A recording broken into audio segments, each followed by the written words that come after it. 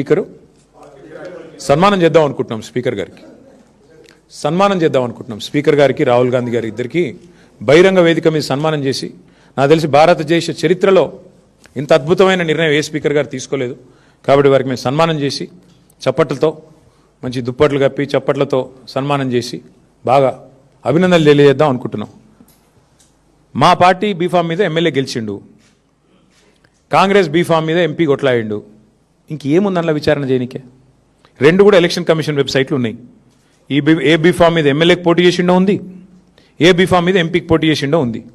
ఇక అది కూడా స్పీకర్ గారు రిజెక్ట్ చేసిందంటే అందుకే ఆయనకు తప్పకుండా సన్మానానికి ఆయన అర్హుడు. అయినా మీకు తెలుసు కదా, వికారాబాద్లో మున్సిపల్ కౌన్సిల్లో మా కౌన్సిలర్ ఒక ఆయన ఏకగ్రీవంగా గెలిచిండండి. కనీసం ఆ రిటర్నింగ్ ఆఫీసర్ ఆ కార్యాలయం బయటికి దాటి కూడా రాలే. ఇదే స్పీకర్ గారు ఎత్తుకొని పోయి కాంగ్రెస్ కండువా కప్పిండు, ఇది బీఆర్ఎస్ కౌన్సిలర్కు. ఇక ఆయన నుంచి ఏం న్యాయం ఆశించాలి మేము? ఇట్లుంది పరిస్థితి ఈ దేశంలో. ప్రజలు అన్నీ చూస్తున్నారు. ఓపెన్గా బహిరంగంగా మా బీఫామ్ అంటే నిజంగా దిస్ ఇస్ బహిరంగ దాడి. ఇది ప్రజాస్వామ్యం మీద, రాజ్యాంగం మీద ఇది రాహుల్ గాంధీ చేస్తున్న దాడి. ఇందులో రాహుల్ గాంధీ అమాయకుడు నేను అనను, రేవంత్ రెడ్డి దోషి అని నేను అనను. దీన్ని చేయిస్తున్నదే రాహుల్ గాంధీ.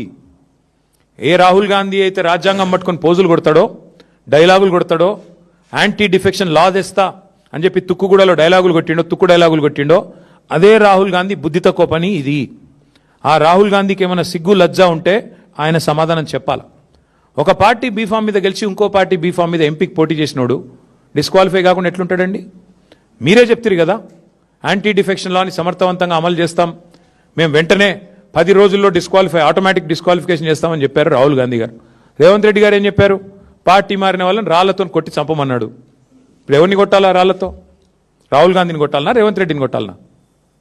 అంటే ఇంత సిగ్గు లేకుండా, ఎవరేమనుకుంటారో అనే కనీస ఆలోచన లేకుండా మరి ఇంత నిర్లజ్జగా వ్యవహారం చేస్తున్నందుకు వారికి సన్మానం చేద్దాం అనుకుంటున్నాం. వారు ఒప్పుకుంటే నిజాం కాలేజీలో మంచి మైదానం ఉందాడ, వస్తే మంచి సన్మానం చేస్తాం అందరూ.